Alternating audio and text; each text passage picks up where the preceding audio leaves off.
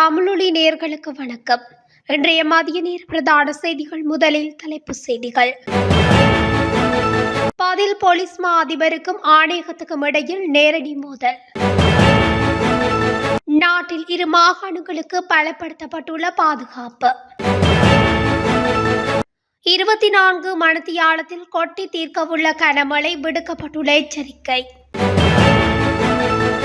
யாழ்தேவி தொடருந்து மீது தொடர் தாக்குதல், 3 சிறுவர்கள் கைது.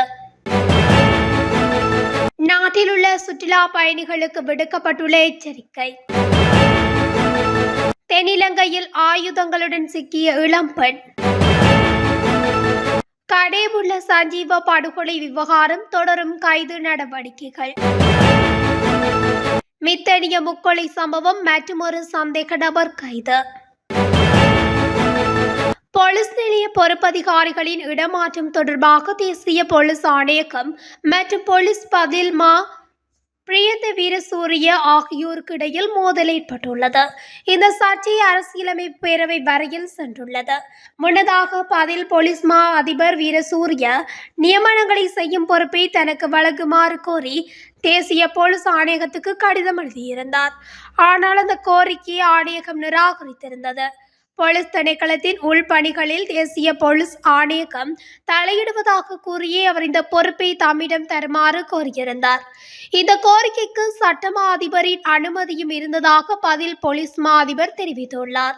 இந்த விடயத்தில் நியமனங்கள் அல்ல, இடமாற்றங்களே மேற்கொள்ளப்படுவதால் அதனை போலீஸ் பதில் அதிபர் மேற்கொள்ளலாம் என்பதே சட்டமா அதிபரின் பரிந்துரையாக இருந்தது என்று பதில் போலீஸ் மா அதிபர் குறிப்பிட்டுள்ளார். எனினும் வகுக்கப்பட்ட நடைமுறையில் இருந்து விலக முடியாது என்றும் தேசிய போலீஸ் ஆணையகம் தெரிவித்துவிட்டது. ஓய்வு பெற்ற மேல் நீதிமன்ற நீதிபதி லலித் ஏகநாயக்க தலைமையில் இந்த ஆணையகம் செயல்படுகிறது.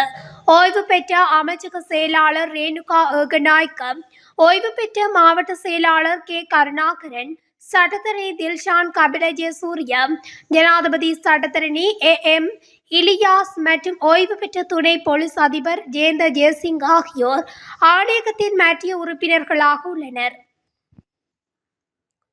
நாட்டின் மேற்கு மற்றும் தெற்கு மாகாணங்கள் அதிக குற்றங்கள் நிகழும் மாகாணங்களாக அடையாளம் காணப்பட்டுள்ளதாகவும் அந்த மாகாணங்களில் பாதுகாப்பு பலப்படுத்தப்பட்டுள்ளதாகவும் பதில் போலீஸ் மா அதிபர் பிரியந்த வீரசூரிய தெரிவித்துள்ளார்.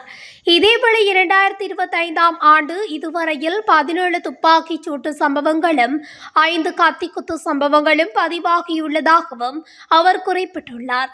கொழும்பில் உள்ள தகவல் ஊடக அமைச்சர் நேற்று இடம்பெற்ற விசேட ஊடகவியலாளர் சந்திப்பில் கலந்து கொண்டு கருத்து தெரிவிக்கையிலே அவர் மேற்கண்டவாறு தெரிவித்துள்ளார். நாட்டில் 57 ஒழுங்கமைக்கப்பட்ட குற்றக்குழுக்களும் அவற்றுக்கு சுமார் 1400 பேர் உதவியாளர்களாக செயற்படுவதாகவும் புலனாய்வு தகவல்களில் வெளிப்படுத்தப்பட்டுள்ளதாக தெரிவித்துள்ளார்.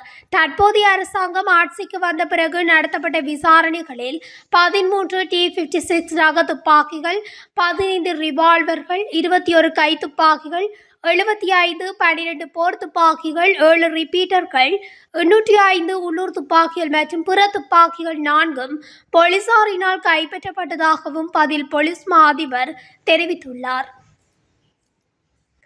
வடக்கு, வடமத்திய, கிழக்கு, ஊவா மற்றும் மத்திய மாகாணங்களிலும் ஹம்பாந்தோட்டை மாவட்டத்திலும் நாளை முதல் மழை பெய்யும் என்று வானிலை ஆய்வு மையம் தெரிவித்துள்ளது. மாலை அல்லது இரவில் காலி, மாத்தறை, களுத்துறை மற்றும் ரத்தினபுரி மாவட்டங்களில் சில இடங்களில் மழை அல்லது இடியுடன் கூடிய மழை பெய்யக்கூடும் என்று திணைக்களம் குறிப்பிடுகிறது. தீவின் பிற பகுதிகளில் முக்கியமாக வறண்ட வானிலை நிலவும். மேற்கு சபரகமுவ, மத்திய, ஊவா மற்றும் வடமத்திய மாகாணங்களிலும் குருநாகல் மாவட்டத்திலும் சில இடங்களில் காலை வேளையில் மூடு பனி நிலவக்கூடும். இடியுடன் கூடிய மழையுடன் கூடிய தற்காலிக காற்று மற்றும் மின்னல் அபாயத்தை குறைக்க தேவையான நடவடிக்கைகள் எடுக்குமாறு வானிலை ஆய்வு மையம் கேட்டுக்கொண்டுள்ளது. யாழ்ப்பாணம் சாவகச்சேரி பகுதியில் தொடருந்து மீது தொடர்ச்சியான கல்வீச்சு தாக்குதலை நடாத்தி வந்தவர்கள் சிறுவர்கள் 3 நேற்று கைது செய்யப்பட்டுள்ளனர். யாழ் மாவட்ட போலீஸ் மா அதிபர் கட்டளைக்கிழங்கு இம்மாவட்ட போலீஸ் புலனாய்வு பிரிவின் தகவலுக்கு அமைய 3 பேர் யாழ்ப்பாண போலீசாரினால் நேற்று கைது செய்யப்பட்டுள்ளனர். யாழ்தேவி நேற்று முன்தினம் யாழ் நோக்கி வரும்பொழுது குறித்த தாக்குதல் சம்பவம் இடம்பெற்றது.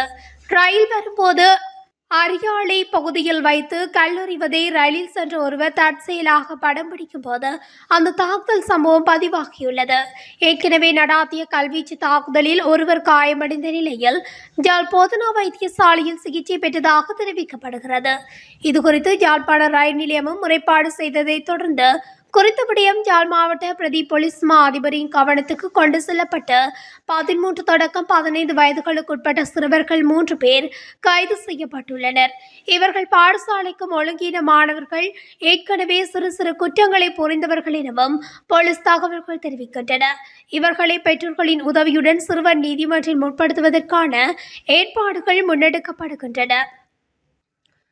நாட்டின் பெரும்பாலான பகுதிகள் நிலவும் கடும் வெப்பமான வானிலை காரணமாக இந்த நேரத்திலும் காட்டுத்தீ ஏற்படும் அபாயம் இருப்பதால் பொதுமக்கள் மற்றும் சுற்றுலா பயணிகள் மிகவும் அவதானமாக இருக்க வேண்டும் என்று காவல்துறையினர், வன பாதுகாப்பு, வனவிலங்குத்துறை அதிகாரிகள் மற்றும் சுற்றுச்சூழல் ஆர்வலர்கள் எச்சரிக்கை விடுத்துள்ளனர்.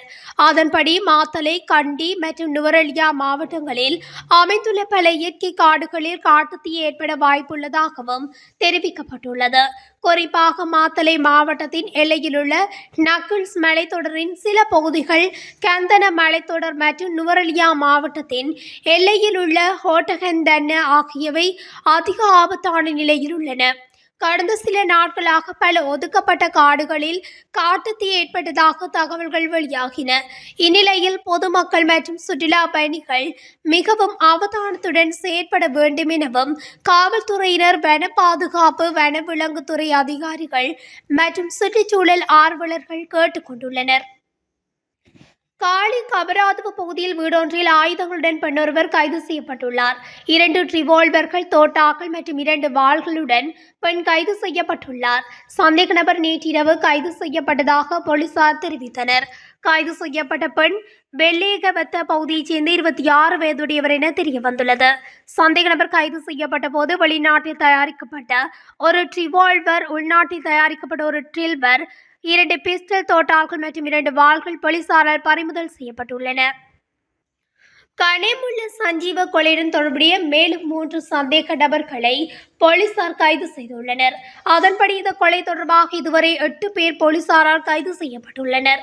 கைது செய்யப்பட்ட 3 பேரும் கம்பகா மற்றும் உடுகப்பொல பகுதியைச் சேர்ந்தவர்கள் என்றும் போலீசார் தெரிவிக்கின்றனர்.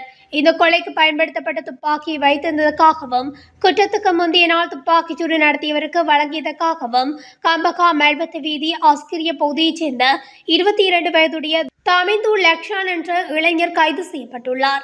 மேலும் குற்றத்துக்கு பின் துப்பாக்கிச்சூடு நடத்தியவரையும் மாற்றிய சந்தேக நபரையும் முச்சக்கர வண்டியில் ஏற்றிச் சென்று குற்றத்துக்காக உதவியதற்காக தமித் அஞ்சன நயனஜித் என்ற 25 வயது இளைஞரும், உடுகம்பொல அஸ்கிரிய பொல பகுதியைச் சேர்ந்த 19 வயது சாமோத் கிம்கான் என்ற இளைஞரும் போலீசாரால் கைது செய்யப்பட்டுள்ளனர்.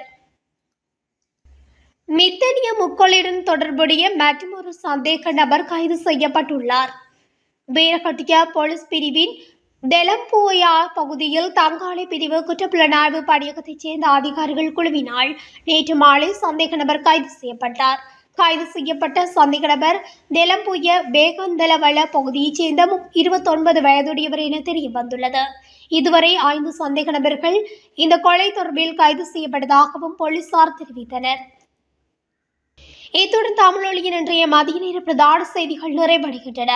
தொடர்ச்சியாக செய்திகளை அறிந்து கொள்ள தமிழொலி ஊடகத்துடன் இணைந்திருங்கள். நன்றி, வணக்கம்.